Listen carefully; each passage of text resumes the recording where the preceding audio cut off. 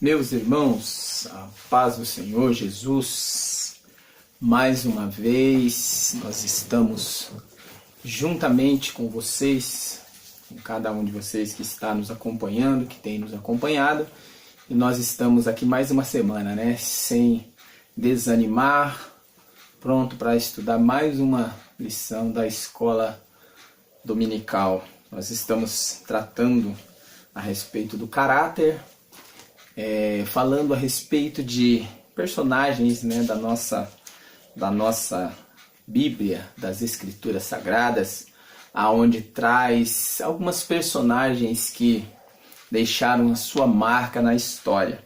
Nós passamos por alguns personagens, passamos por Jacó, passamos por rei Melquisedeque, falamos de Abraão, falamos de Isaac, né? E estamos estudando agora. Agora nós vamos estudar mais uma lição maravilhosa de um dos personagens a qual a lição ela dá uma ênfase, mas não foi tão marcante assim, não deixou tanta marca assim na história como alguns personagens mais importantes, mas não tem o seu mérito aqui também. Mas antes de eu entrar aqui na lição, gostaria de primeiramente agradecer a Deus, claro, que tem nos dado graça, nos dado capacidade para estarmos toda semana, juntamente com cada um de vocês aí, para estar postando aqui as nossas lições. E também agradecer a minha família, minha esposa, né, claro. E agradecer a você aí que tem nos acompanhado, nossos amigos, que tem nos acompanhado aí persistentemente a cada semana qual nós temos postado as nossas lições. Muito obrigado pelos nossos amigos ali, né, os nossos amigos em oração, não posso esquecer. Muito obrigado por cada um de vocês, nossos irmãos que estão lá do outro lado do mundo, né? Nossos irmãos que estão no Japão, nossos irmãos que estão ali, né, em vários lugares aí nos acompanhando, né? Tem uns de São Paulo, tem uns que tá no interior, né?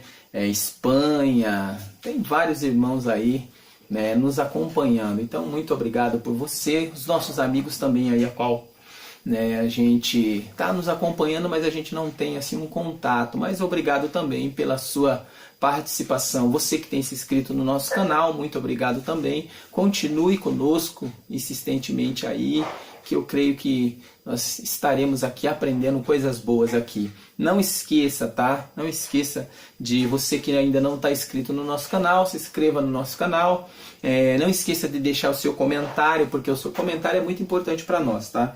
Então não esqueça de deixar o seu comentário, não esqueça de fazer sua crítica construtiva, os seus elogios também é bem-vindo, mas pode criticar, nós estamos abertos, né, a críticas. Eu acho que os nossos críticos, as pessoas que nos criticam, aquelas pessoas que nos faz aí ter mais motivação para cada dia estar melhorando. Você que nos elogia, faz aquele afofação para o nosso ego, né? Traz aquela coisa boa para o nosso ego, mas as críticas ela é melhor para que nós possamos crescer a cada dia. Então, quanto mais pedra você vai jogando, aí você vai criando mais ali, levantando mais o seu altar ou construindo o seu edifício. Então é maravilhoso quando nós temos pessoas aí para nos ajudar e também para nos criticar, né? Então muito obrigado por você que tem estado conosco. Aquele que gostou, aquele que não gostou também, continue, né? Mesmo se você não gostou, continue aí, que uma hora você vai acabar nos aturando aí e vai, né, nos ajudando muito. Então muito obrigado, deixa o seu like também, tá? Não se esqueça, deixa o seu like, convida os seus amigos para estar nos assistindo. Então, né, já fiz aqui esse comercial maravilhoso, agora nós vamos aqui entrar no que nos mais interessa. Então, né, fique conosco aí.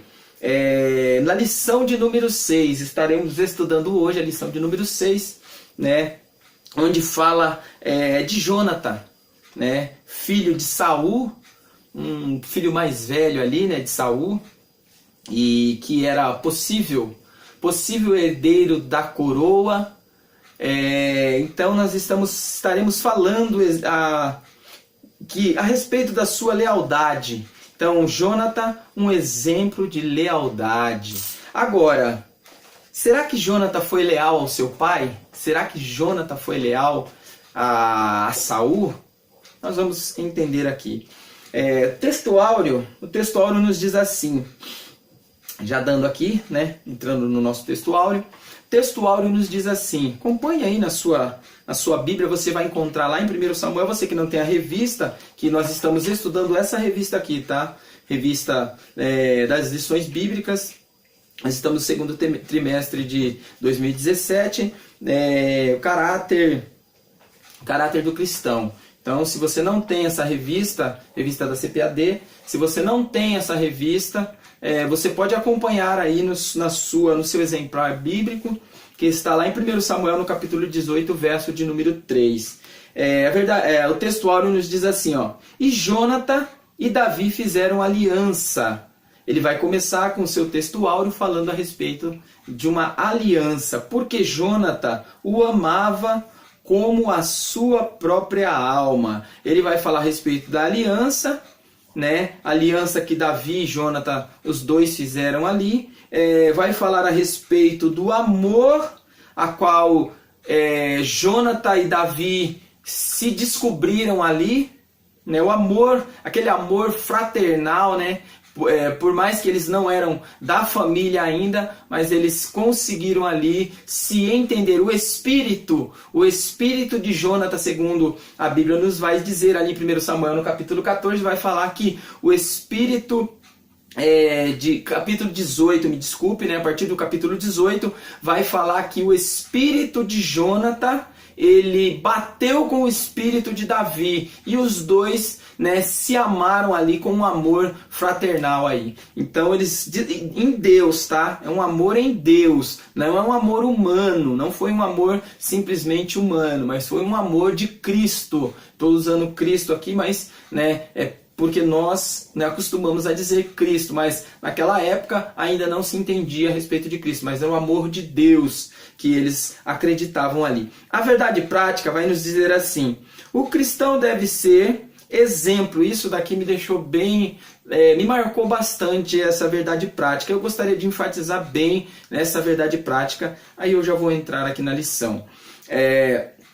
Diz assim, o cristão deve ser exemplo de lealdade a Deus, a seus familiares e a todos os que estão ao seu redor. Então olha só a verdade prática, o que vai nos dizer. Que o cristão, ele deve ser exemplo de lealdade primeiro a Deus. Agora, essa história de você ser leal primeiro ao homem, você ser leal primeiro ao ministério, você ser leal primeiro às pessoas, não, porque eu tenho que ser leal ao meu líder. Isso, não, porque eu tenho que ser leal à minha igreja, ao meu ministério. Sim, com certeza. Você tem que ser leal. Não, porque eu tenho que ser leal à irmãzinha, profeta do círculo de oração. Eu tenho que ser leal ao meu conselheiro de casal. Primeiramente, você tem que ser leal a Deus. Você tem que ser leal a Deus, primeiro a Deus. Por quê? Porque você tem que manter a sua lealdade a Deus, porque foi Ele que enviou Jesus para nos regenerar, para nos perdoar os nossos pecados. Então nós temos que ser leal a Deus. Agora, ao nosso próximo, à nossa congregação, também nós temos que manter a lealdade. Agora, quando eles vão de encontro ali com a palavra, ou eles torcem a verdade da palavra, quando eles mudam a verdade da palavra, será que nós temos que manter? Então, você vai ver que o Timóteo vai falar a respeito, né, de nós orarmos pelos nossos líderes, orar pelo país, orar pelos nossos governos. Mas será que nós devemos ser leais a um governo corrupto?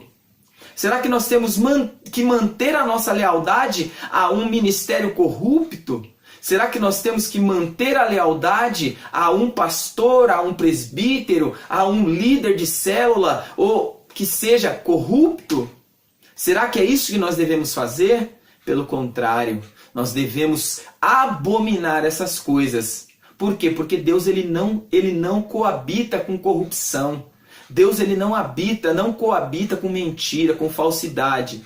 Então nós temos que manter a nossa lealdade primeiro a Deus. Quando nós mantemos a nossa lealdade a Deus, as demais coisas ele vai acertando, ele vai nos dando visão. Então vamos lá. Então essa verdade prática que ela me deixou bem interessado a entender que nós precisamos ser leal primeiramente a Deus. Esse negócio de eu sou leal a tal pessoa e esqueço que a pessoa ela está fora da palavra, nós também estamos caminhando pelo mesmo caminho do pecado ou de corrupção que seja. Porque o maior pecado, claro, você pecar, você vai ter uma condenação, mas aquele também que participa ou que comuna ali junto com o pecado, esse também está perdido. Esse também vai ter a sua consequência. Então, esse camarada que coabita ali com o pecado também vai ser condenado. Olha só, leitura bíblica em classe, né, para nós já entrarmos aqui. Está lá em 1 Samuel no capítulo 18, onde nós vamos falar a respeito aqui do amor de Jonatã e Davi. Verso 3 diz assim, e Jonatã e Davi fizeram aliança, porque Jonatã o amava como a sua própria alma. E Jonatas se despojou.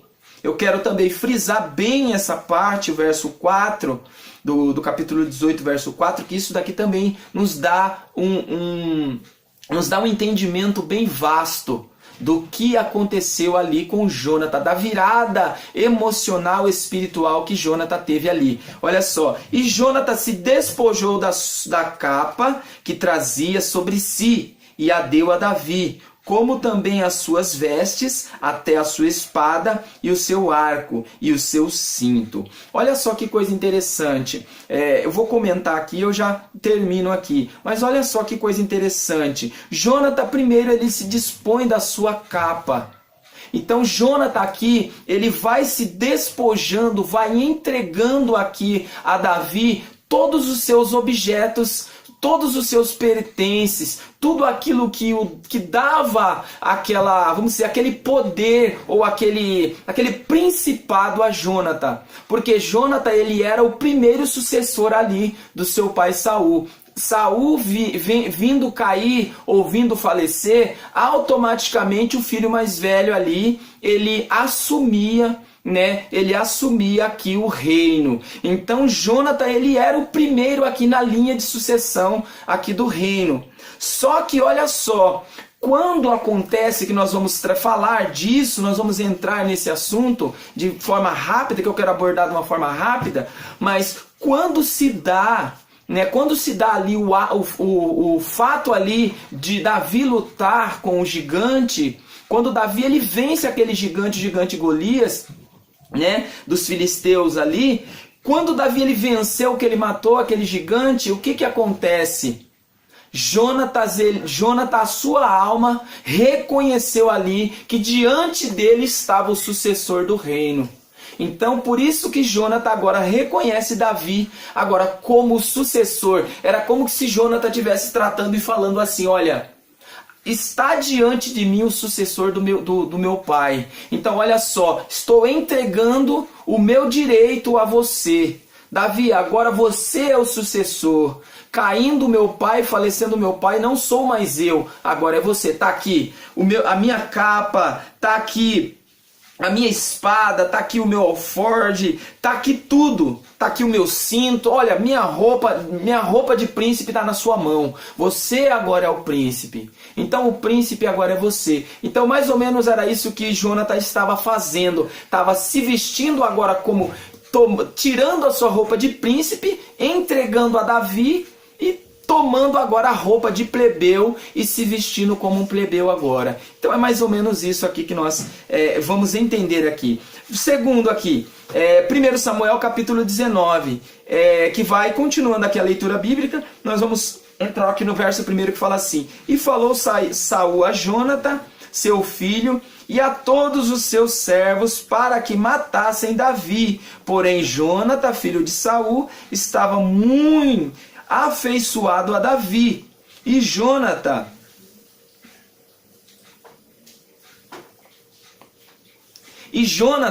o anunciou a Davi, dizendo: meu pai Saul procura matar-te, pelo que agora guarda-te pela manhã, e fica-te num lugar oculto, e esconde-te. Agora, 1 Samuel capítulo 20, verso 8, que diz assim: usa, pois, de misericórdia com o seu servo, porque fizeste o teu servo entrar contigo em aliança do Senhor. Se, porém, há em mim crime, mata-me. Se, porém, há em mim crime, mata-me tu mesmo, porque me levaria a teu pai. Verso 16: assim fez Jônatan aliança com a casa de Davi, dizendo: o Senhor o requeira da mão dos inimigos de Davi. E Jônatan fez jurar a Davi de novo, porquanto o amava, porque o amava com todo o amor da sua alma. Porque todos os dias que o filho de Jessé viver sobre a terra, nem tu serás firme, nem o teu reino, pelo que envia e traze-mo nesta hora, porque é digno de morte. Então respondeu Jônatan a Saul, seu pai, e lhe disse: por que há dele morrer? Que tem feito? Então olha só, Jônatan ele já tinha entendido, subentendido, e já tinha passado agora a sua sucessão a Davi, no caso o seu direito de sucessão a Davi. Então ele iria agora tirar a vida do próprio rei, né? Porque ele reconheceu agora aqui Davi como rei de Israel, como futuro rei de Israel, e o seu pai queria agora exterminar aqui o futuro rei de Israel. Vamos lá, entrando aqui. Olha só que coisa interessante. A introdução ela vai dizer assim: Jônatan entrou para a história à sombra do pai, vírgula. Eu gostaria de frisar algo aqui, né? Frisar algo aqui que eu, examinando aqui a lição, eu entrei aqui, eu não concordei aqui com esse ponto a qual o escritor ele colocou, mas aí alguém vai dizer: mas como você não concordou? Como? Com que autoridade você não concordou com o escritor da lição? Com a autoridade bíblica.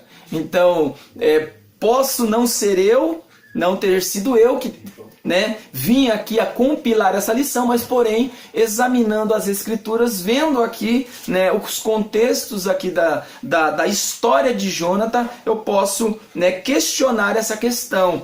Então você vai ver que Jônatan, segundo aqui o escritor, ele fala que Jônatan entrou para a história à sombra do seu pai. Porém, eu digo que não. Por que eu digo que não? O primeiro ponto aqui, Jônatan ele entra para a história por quê? Pelos seus próprios méritos. Então Jônatan ele não entra para a história porque o seu pai era rei apenas. Jônatan ele entra para a história por quê? Porque ele foi um grande rei, que ele foi um grande soldado, me perdoe, ele foi um grande soldado. Então você vai ver aqui no capítulo 14, no capítulo 14, no verso 13 em diante até o verso 16, 17, vai falar a respeito das vitórias, que Jônatan ele teve aqui algumas vitórias sobre os filisteus. Então você vai ver o primeiro ponto aqui, mas analisando a história, podemos notar que o filho de Saul tem seu nome nas páginas da história por seus próprios méritos, pois Jônatan se torna um grande soldado. E você vai ver que outro ponto interessante que está no capítulo 14, verso de número 24 e 28, vai falar a respeito do voto que Saul ele faz ali, diante do povo ali, do seu exército. Saul ele faz aquele voto que o povo não tocasse em alimento de manhã até a tarde. O povo já cansado, né? O povo a ponto de morrer, de perder a guerra. Aí chega Jonathan agora, né? Eles estavam no meio do campo. Aí eles encontram ali no meio do campo favos de mel. Eles chamam até uma hipérbole, né? Um exagero, ali um mar ali de mel, né? Favos de mel ali.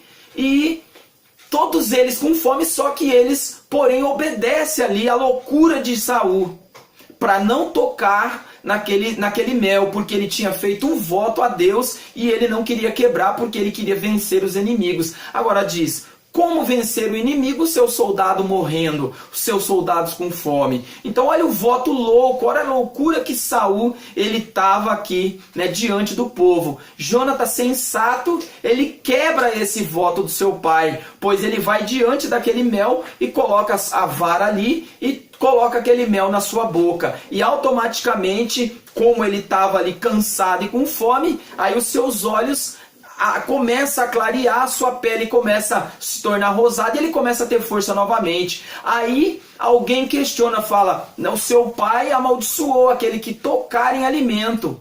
Aí ele olha e fala: como? Vou deixar o meu povo morrer? Aí eles vencem a guerra, logicamente, né? Eles comem ali, se alimentam e vencem a guerra. Aí agora você vai ver que o seu pai aqui, né? O seu pai aqui intenta matar agora o seu próprio filho, Jonathan. Então olha só, agora digo, como Jonathan vai entrar para a história à sombra do seu pai? Sendo que o seu pai só fez besteira. Seu pai só fez besteira a ponto de também querer o matar. Jonathan, ele entra para a história. Jonathan, você vai ver que ele entra para a história por quê? Porque Deus era com ele. Né? Quando ele vence aqui o exército filisteu, ou aqueles filisteus ali, você vai ver que Deus estava com ele. Né? Deus estava com ele. Então ele entra para a história porque Deus era com ele. Deus era com Jonathan. E ele entra para a história também pelo voto ou pela aliança que ele faz com Davi. Então você vai ver que, eu discordando aqui, né, que a sombra, se ele fosse entrar para a história pela sombra do seu pai, a sua história seria uma história de mal, ou seria uma história, vamos dizer, parecida, igual a do seu pai ali. Porque o seu pai entrou para a história, só fez besteira na história. Mas, porém, você vai ver aqui que Jonathan, ele foi um exemplo aqui de fidelidade e caráter. Então eu vejo aqui, né, essa colocação um pouco equivocada. Mas continuando aqui, mas poucas coisas herdou de seu genitor. Né? Eu acredito que quase nada ele herdou do seu pai. Né? Ele quase nada herdou aqui do seu pai. Porém, só o nome. Né? Só o nome. E acredito aqui... Nem o reino ele herdou, porque ele pereceu ali na batalha ali contra os filisteus. Demonstrou ser guerreiro cheio de coragem, isso daqui está comprovado, a Bíblia nos fala, determinação e aliado à sua coragem, está a sua humildade, sua fé e obediência ao Senhor, virtudes indispensáveis a um homem de Deus. Sua amizade por Davi nasceu de forma inesperada, quando assistiu de perto à vitória do jovem pastor de ovelhas. Então, eu acredito, dentro do contexto aqui da história, que Jonathan ele entra para a história pelos seus próprios méritos, e não por causa do seu pai. Eu acredito que se ele não fosse filho de Saul, eu acredito que Deus teria também esse plano maravilhoso aqui na vida de Jonathan. Primeiro tópico aqui. Primeiro tópico, ele vai falar da circunstância que uniram Jonathan e Davi. Então você vai ver que qual foi a circunstância que une os dois aqui? Quando havia aquela batalha do exército de Saul contra os filisteus ali, e aparece aquele gigante afrontando o povo ali. E cadê Saul? E cadê o seu exército para vencer ou para tirar a afronta ali daquele gigante, daquele único gigante? Então o exército de Saul, eles estavam mais com medo de um homem do que até mesmo do exército filisteu. Então olha só, eles estavam com medo de um homem apenas. Aí você vê que aparece agora aqui esse menino, né? Então aparece agora aqui esse menino e Deus usa de uma forma tão maravilhosa esse menino, né? Conhecemos bem a história, e ele vai lá e derrota ali o gigante, tira a afronta de Israel. Agora o exército o exército aqui de Saul coloca o exército dos filisteus para correr. Então eles estavam mais com medo de um homem do que de um exército. Então olha só a covardia de Saul e o seu exército.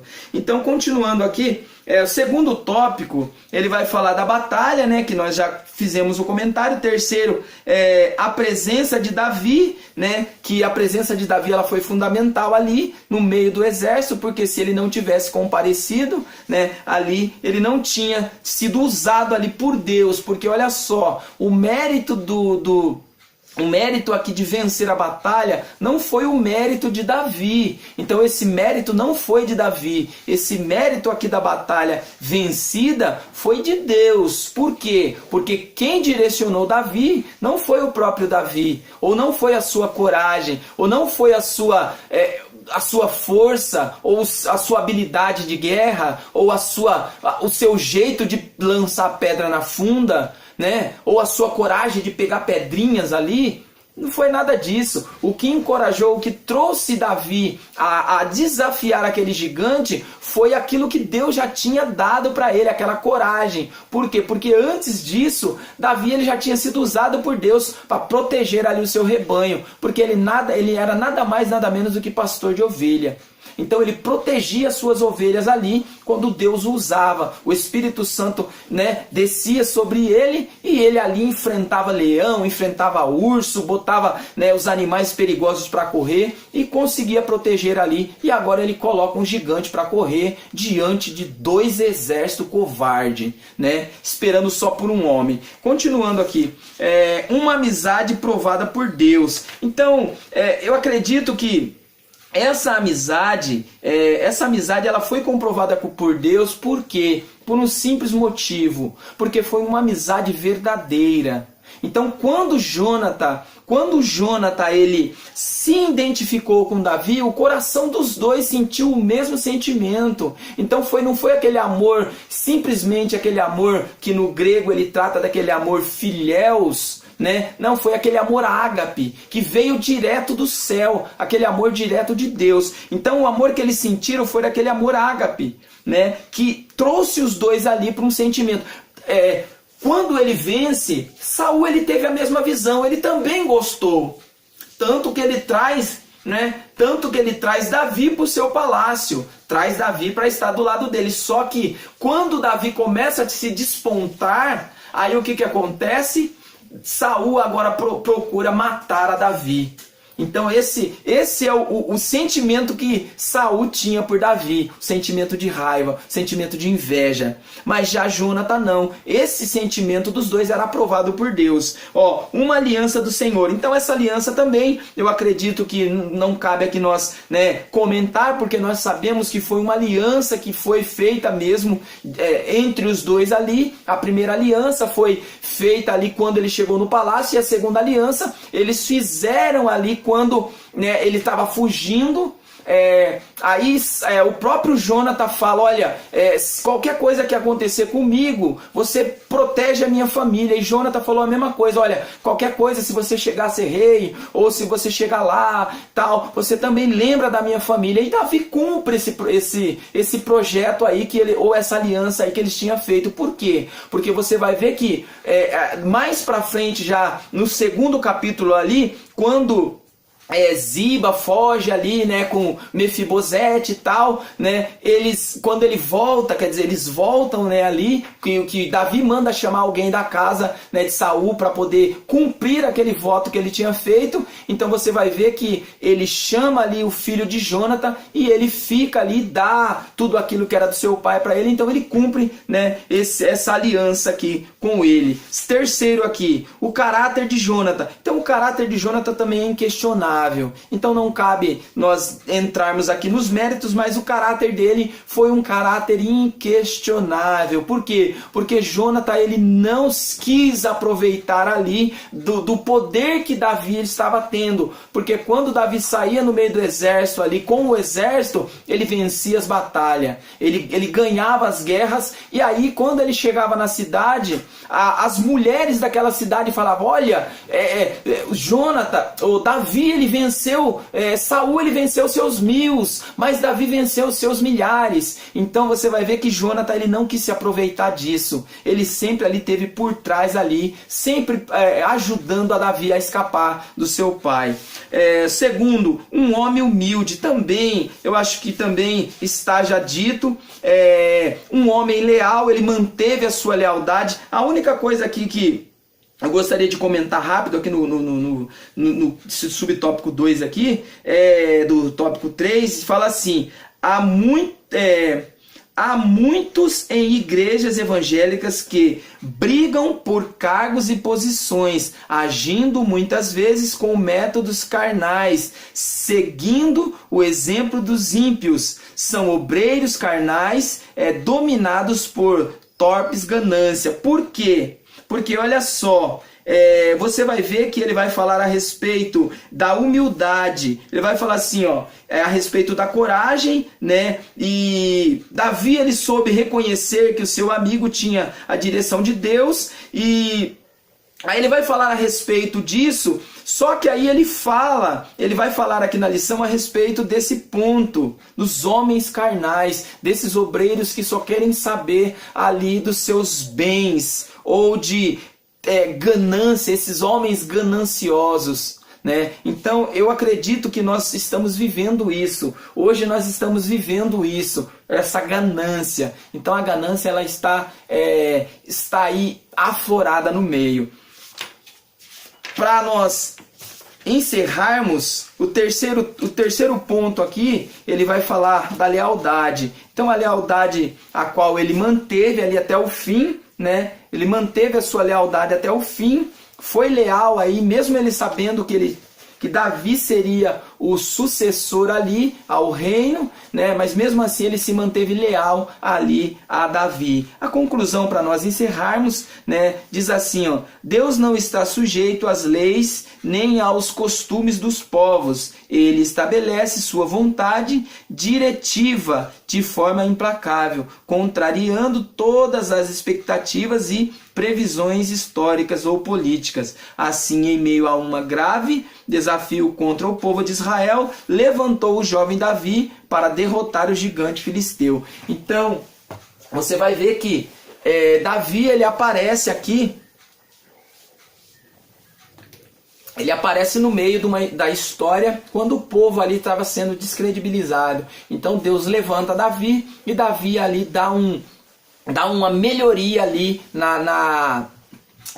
no caráter ali, né? No caráter ali do povo. Aquele tinham perdido a vergonha, né, de fugir de um exército, tinham sido envergonhados, né, tinham sido descredibilizados. Então Davi, ele aparece ali na história para trazer o crédito novamente para Israel, para o Deus também de Israel, porque eles estavam não afrontando o exército ou a Saul, eles não estavam afrontando o exército. Deus, ele não admite ser afrontado.